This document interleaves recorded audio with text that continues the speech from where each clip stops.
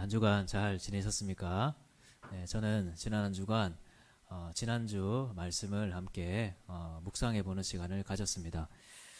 지난 주일에 우리는 우리 예수님만이 우리의 영적인 갈급함을 채우는 목자가 되신다, 그런 말씀을 들었습니다.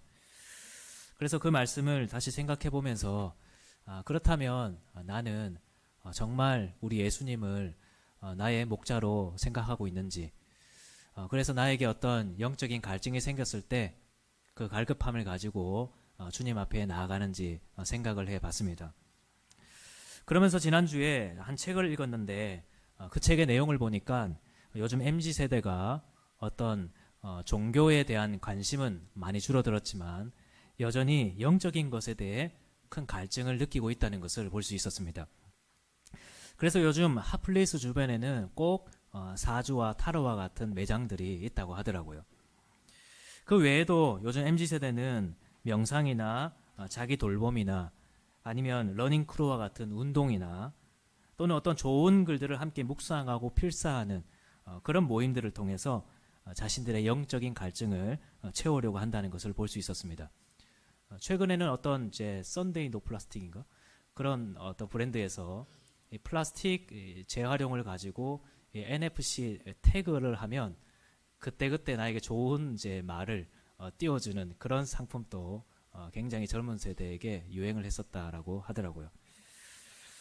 그런데 이런 것들이 우리의 이 영적인 갈증을 채울 수 있을까요? 저도 저의 삶을 보면 제가 모든 부담을 내려놓고 쉬는 날이 월요일인데, 이 월요일에 저의 일상을 보면 테니스장에 간다든지 아니면 식당에 가서 혼밥을 한다든지 아니면 카페에 간다든지 아니면 책을 읽는다든지 이렇게 하면서 하루를 보냅니다. 그런데 이런 것들이 저의 이 영적인 갈증을 채울 수 있을까요? 저는 이것들을 통해서 저의 육체뿐만 아니라 저의 영혼이 기쁨을 얻고 만족을 얻는다고 생각합니다. 왜냐하면 이 모든 것들이 우리 예수님께서 저를 돌보시고 쉬게 하시는 그 수단이 되기 때문입니다. 물론 타로전가 같은 것들은 우리가 예외로 해야겠죠. 하지만 우리 예수님께서 지난주 본문에서 지쳐있는 제자들을 향해서 너희는 따로 한적한 곳에 가서 잠깐 쉬다 와라, 이 말씀이 만약 오늘날 우리에게 주어진 말씀이라면 너는 조용한 카페에 가서 커피 한 잔 마시고 와, 그렇게 할 수 있지 않을까요? 여러분, 우리는 하나님께서 천지를 창조하실 때 그 모든 것들을 통해서 하나님의 영광을 드러내기 위해 지으셨으면서도 또한 우리 인간의 안식과 평안을 위해 지으셨다는 것을 꼭 기억해야 됩니다. 그래서 하나님은 지금 또 우리의 평범한 일상들을 통해서 우리에게 쉼을 주시고 평안을 주시는 그런 하나님이십니다. 여러분, 그런데 그렇다고 해서 우리가 이것을 또 일반화해서 말하기는 좀 어려운 주제인 것 같습니다. 저는 목사로서 저의 월요일의 일정들이 하나님께서 저를 돌보시고 회복시키시는 그런 시간들이라고 생각하지만, 그렇다고 해서 제가 이것을 일반화해서 운동을 하고 커피를 마시고 책을 읽는 것이 우리의 영적인 갈증을 채울 수 있습니다라고 말하기에는 좀 어려운 것 같아요. 성경도 그렇게 말씀하고 있잖아요.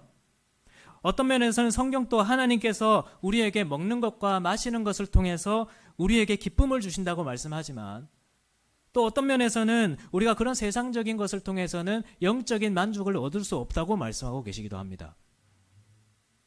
여러분, 이 둘의 차이는 무슨 차이일까요?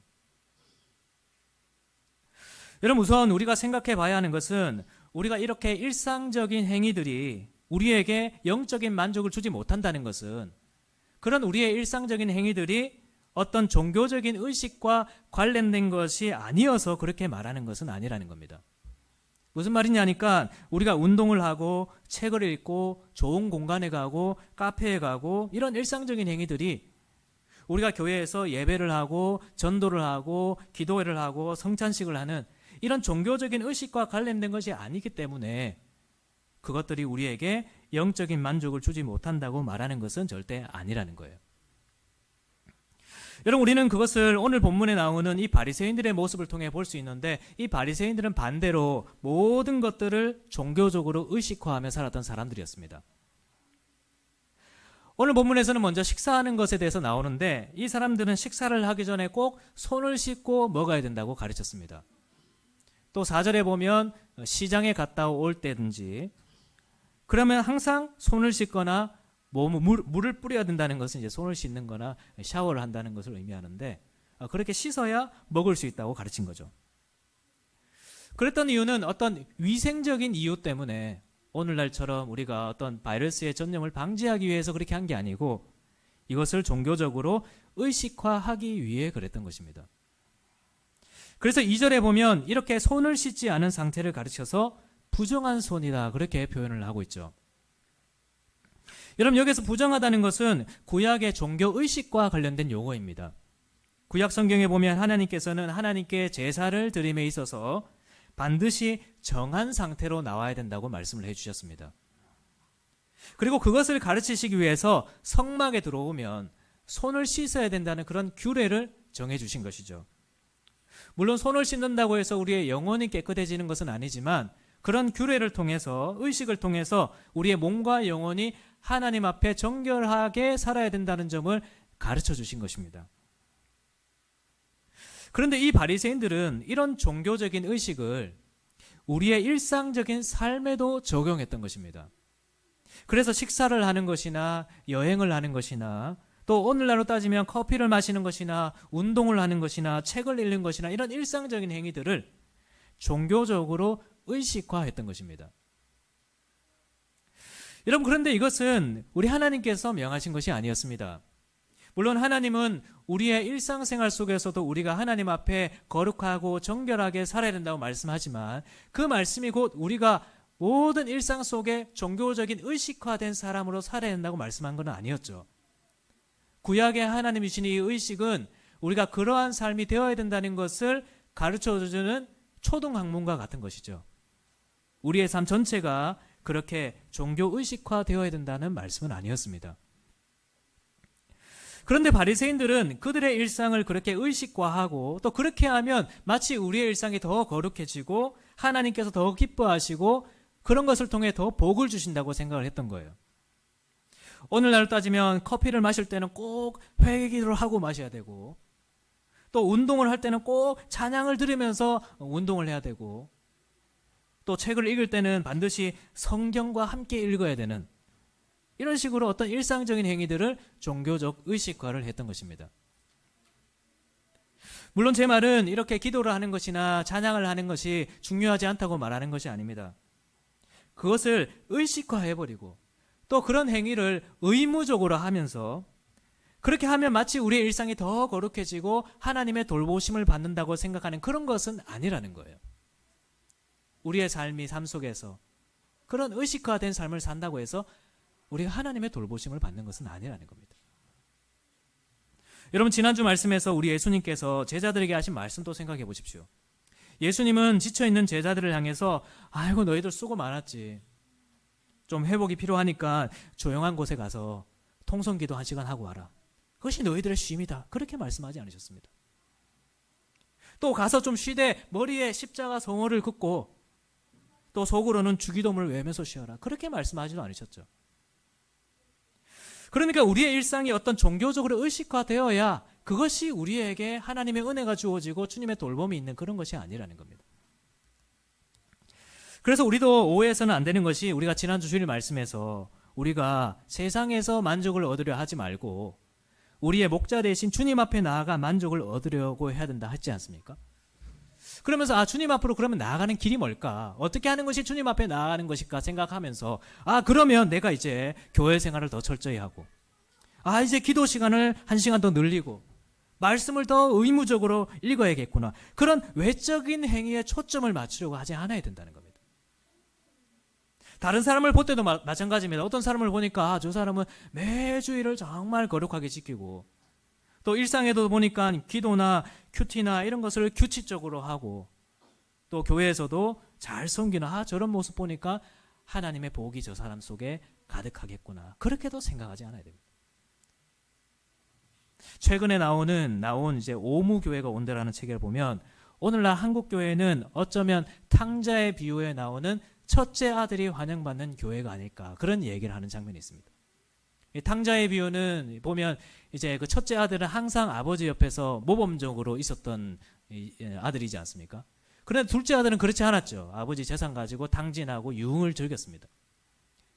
그런데 그 비유의 핵심은 우리 예수님께서 그런 둘째 아들을 찾아가시고 싸매시고 돌보시고 환영하신다는 그런 메시지인데, 오늘날 한국교회는 어쩌면 첫째 아들을 더 환영하는 교회가 아닐까.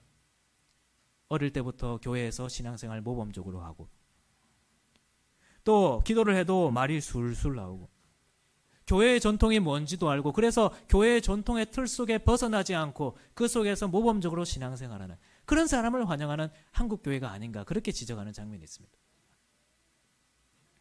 여러분, 그러나 우리 하나님은 그런 외적인 모습 때문에 우리에게 은혜를 주시는 분이 아닙니다.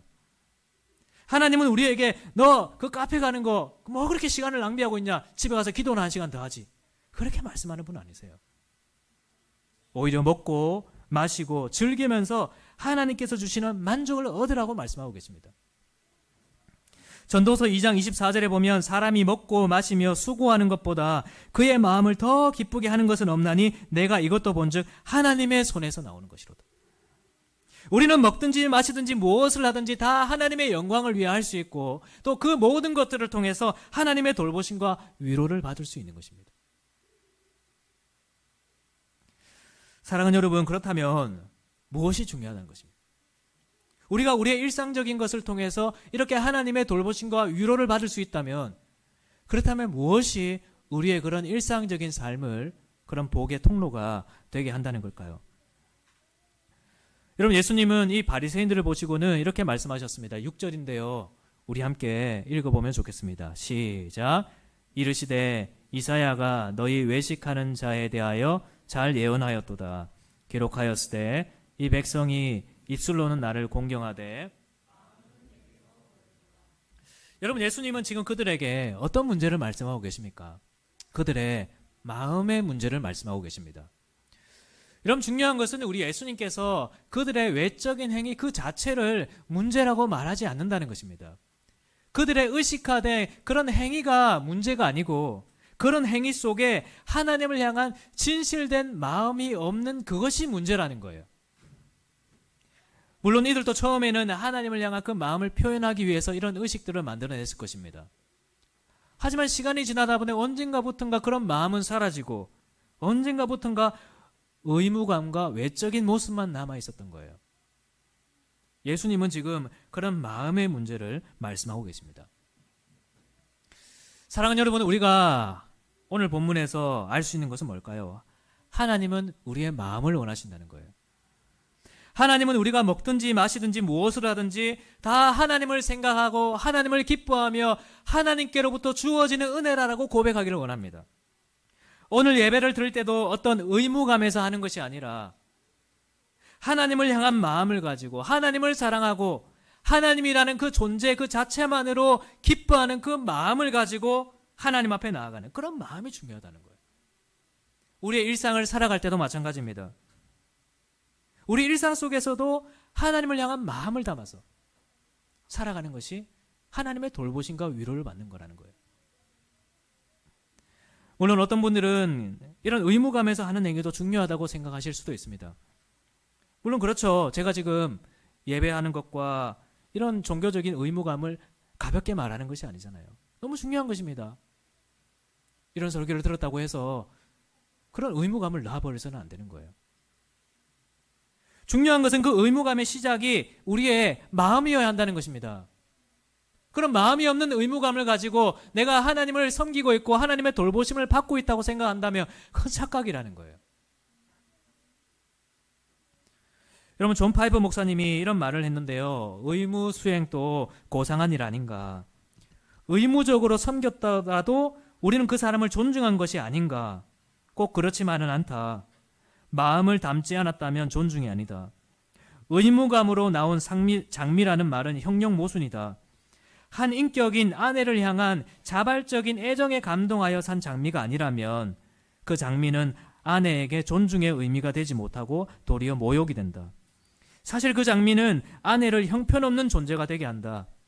그럴 때 그 장미는 아내에게 애정의 불을 당길 만한 가치와 아름다움을 발견하지 못했다는 남편의 본심을 가리는 매우 얇은 보자기에 불과하다. 여러분, 하나님은 우리의 마음에 그런 중심을 원하십니다. 오늘 여러분들이 참석한 이 공적인 예배 역시도 하나님은 우리의 마음을 원하고 계세요.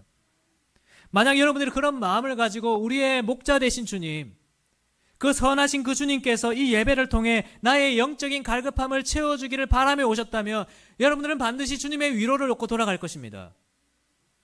우리의 삶에서도 그렇습니다. 우리의 평범한 일상이 하나님이 주시는 새로움을 입을 수 있는 것은 여러분들의 그 평범한 일상 속에 하나님을 향한 그 마음이 있냐 없느냐에 따라 달라지는 것입니다. 만약 여러분들이 평범한 일상을 살아가면서 그 속에 하나님을 향한 감사와 하나님을 향한 기쁨과 주님으로 말미암아 즐거워하는 그런 만족과 기쁨을 소망하며 살아간다면 여러분들은 여러분들의 그 평범한 일상을 통해 주님의 위로를 경험할 수 있을 것입니다. 그러나 그렇지 않다면 우리의 운동과 우리의 여가와 우리의 일상생활은 그냥 세상 사람들과 다를 바 없게 될 것입니다. 그 속에서 우리는 영적인 갈급함을 채우지 못할 것입니다. 사랑하는 여러분, 우리는 오늘날 너무 쉽게 만족하는 것 같습니다. 교회에 오면서도 어떤 의무감에 왔다 갔다 하는 그것에 만족할 때가 많은 것 같아요. 여러분들의 일상 속에서도 그냥 운동이 주는 즐거움, 그냥 공간이 주는 즐거움, 그냥 커피 한 잔이 주는 그런 여유, 그것에 만족하며 살 때가 너무나 많은 것 같습니다. 여러분, 절대로 너무 쉽게 만족하지 마십시오. 하나님이 우리에게 주시는 만족은 이 세상의 것이 줄 수 없는 만족입니다. 여러분들의 일상을 통해 또 오늘 주일 예배를 통해 여러분들의 마음을 다해 하나님을 찾고 하나님의 기쁘심과 은혜를 그 만족함을 여러분들이 갈구하고 있다면 하나님은 여러분들이 이 세상 속에서 누렸던 그 기쁨과는 비교할 수 없는 것을 주실 거예요. 여러분, 혹시 어떤 영적인 갈급함을 가진 분들이 계십니까? 하나님을 향한 진실된 마음이 회복되기를 주님의 이름으로 축원합니다. 그저 겉으로 드러나는 것 말고 내가 지난주 주일 말씀을 듣고 주님을 찾아가야지 하면서 내가 겉으로 뭘 드러낼까? 하나님 앞에 내가 주님 이거 했습니다. 이번 주에 주님 제가 큐티한 거 봤죠? 제가 기도 1시간 한 거 봤습니까? 그렇게 하는 거 아니라 그거 없어도 괜찮습니다. 주님 앞에 여러분들의 진실한 마음이 회복되기를 기도하십시오. 하나님을 사랑하는 마음, 하나님을 기뻐하는 마음, 주님으로 말미암아 만족하고 즐거워하는 마음, 그런 마음이 회복되는 우리의 삶이 되기를 주님의 이름으로 축원합니다. 지난 주간에 제가 새로운 찬양을 한 곡 들었습니다. 주께 붙들립니다라는 찬양인데 그 찬양의 후렴에 보면 이런 고백이 있습니다. 사랑합니다. 주 경배합니다. 주 앞에 엎드려 내 옥합을 깨뜨리네. 주 나의 모든 것, 내 삶에 눈물 흘릴 때도 존귀한 주의 이름 내 기쁨 됩니다. 의지합니다. 날 받으옵소서. 어둠 밤 지나 밝은 아침에 주의 얼굴 배우리. 선하신 마의 목자 내게 부족함 없네. 주의 길을 따라 늘 함께 걷겠네. 여러분, 이 고백이 너무 감동적이지 않습니까? 저는 이 찬양을 부르면서 제가 이런 고백을 언제쯤 했나 한번 생각해 봤습니다. 그냥 찬양을 부르면서 나도 모르게 흘러나오는 그런 고백 말고 정말 주님 앞에 서서 주님 사랑합니다. 주님 경배합니다. 주님만을 내가 의지합니다. 주님 때문에 내가 기쁩니다. 여러분, 제가 생각해 보니까 우리가 점점 나이가 들고 그래서 우리가 할 수 있는 것이 많아지면 많아질수록 이런 순수한 고백이 사라지는 것 같더라고요. 그래서 언제부턴가 하나님 앞에 이런 순수한 마음으로 나아가지 않고 주님 저 이번 주에 이거 했습니다. 주님 저 말씀 읽었습니다. 기도했습니다. 큐티했습니다. 누구에게 연락했습니다. 그런 생각을 가지고 신앙생활을 할 때가 오는 것 같습니다. 마치 내가 하나님 앞에서 어린아이가 아닌 것처럼, 내가 마치 하나님 앞에서 뭔가를 내세울 수 있는 것처럼 그렇게 신앙생활 하는 것이죠. 우리가 신앙생활이 성숙하고 하나님을 알면 알수록 다윗과 같이 순수하게 주님을 기뻐하고 즐거워해야 되는데 그런 마음을 잃어버리는 것입니다. 다음 주가 추석이지 않습니까? 그러니까 이런 생각이 더 드는 거예요. 우리가 부모님 앞에 나아갈 때도 우리가 지금 부모님을 찾아가는 것이 어릴 때는 그렇지 않았잖아요. 뭐 어떤 의무감을 가지고 거칠애를 가지고 나아가지 않았다고요. 그냥 부모님과 하는 그 시간이 그냥 즐겁고 그냥 그 부모님 품속에는 그 자체가 즐거웠는데 이제는 내가 나이가 들었다고 내가 이제는 뭔가를 할 수 있는 때가 되었다고 거칠애만 가지고 나가는 거예요. 선물 상자 하나 들고 돈 봉투 하나 들고 가는 거예요. 처음에는 마음을 담아 했지만 시간이 지나면서 내가 이만큼 더 할 수 있는데 하고 그냥 거칠애만 가지고 가는 것입니다. 부모님이 원하는 것은 그거 아닐 텐데 그죠? 튀김 하나 주세요. 그냥 집안에서 편하게 누워있는 그 자체로 부모님 즐거워하실 텐데 언제부턴가 내가 좀 할 수 있는 것이 생겼다고 내가 할 수 있는 것 가지고 나가는 것입니다. 여러분 혹시 우리가 하나님 앞에서 그렇게 하고 있지는 않았습니까? 여러분 우리가 하나님 앞에서 순수했으면 좋겠습니다. 하나님 앞에 우리의 마음을 다해 나아갔으면 좋겠습니다. 그래서 주님만이 나의 이 갈급함을 채우십니다. 주님 앞에 내가 뭔가를 내세우지 않아도 내가 한 건 없어도 주님이 나의 기쁨입니다. 주님 나의 목자가 되십니다. 주님 나의 전부입니다 라고 고백할 수 있는 그런 우리가 되었으면 좋겠습니다. 이 시간 우리가 그런 고백을 담아서 함께 이 찬양을 불렀으면 좋겠습니다. 주님 나의 삶 속에 주님을 사랑하는 사람이 되게 해주시옵소서.